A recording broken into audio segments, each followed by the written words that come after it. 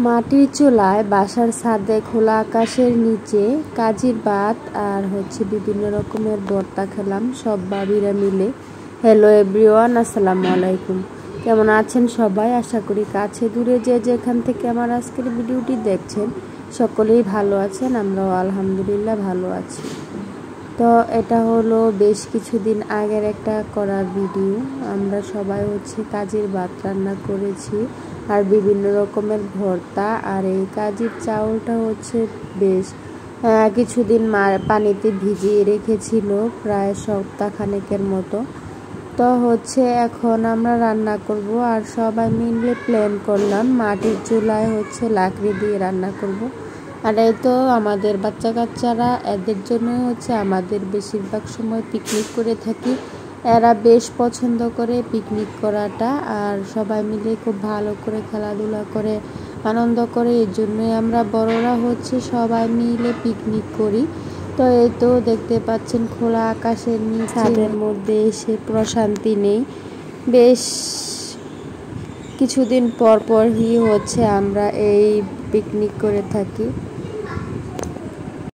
আজকের ভিডিওটি যদি আপনাদের কাছে ভালো লেগে থাকে তাহলে প্লিজ ভিডিওতে একটা লাইক দিয়ে দিবেন আর কমেন্ট করে জানাবেন আপনাদের ভিডিওটি কেমন লেগেছে। আর যারা আমার চ্যানেলটি সাবস্ক্রাইব করেছেন, নিত্য নতুন আমার ভিডিও দেখেন, তাদেরকে অসংখ্য ধন্যবাদ। আর যারা নতুন, প্লিজ চ্যানেলটি সাবস্ক্রাইব করে পাশে থাকার অনুরোধ রইল। এই তো যেহেতু চুলাটা ছোট, এই জন্য আমাদের রান্না করতে একটু সময় লেগেছিল বেশ। আর সবাই দেখা যায় যে গ্যাসের চুলায় রান্না করে, মাটির চুলায় তেমন কারো অভ্যাস নেই রান্না করার। তো বেশ আমাদের অনেক সময় লেগে গিয়েছিল। আমরা সকালে নাস্তা খাওয়ার জন্য গিয়েছিলাম, আর আমাদের রান্না করে খেতে খেতে প্রায় জোহরের আজান দিয়ে দিয়েছিল। তো এই তো রান্না করা শেষ। আমরা বাসা থেকে ভর্তাটা বানিয়ে নিয়েছিলাম বেশ কিছু। এখন আমরা প্লেটে প্লেটে বেড়ে নিচ্ছি, সবাই মিলে গল্প করছিলাম, আনন্দ করছিলাম। আর প্লেটের মধ্যে বেড়ে নিচ্ছিলাম একটু ঠান্ডা হওয়ার জন্য। সবাই মিলে একসাথে খাওয়ার মজাই আলাদা। আর আমরা প্রায় সময়ই আপনারা দেখতে পান ভিডিওর মধ্যে সবাই একসাথে বসে খাই। আর বেশিরভাগ সময়ই আমরা সবাই একসাথে খাই, কিছু অফ ক্যামেরায়ও থাকে।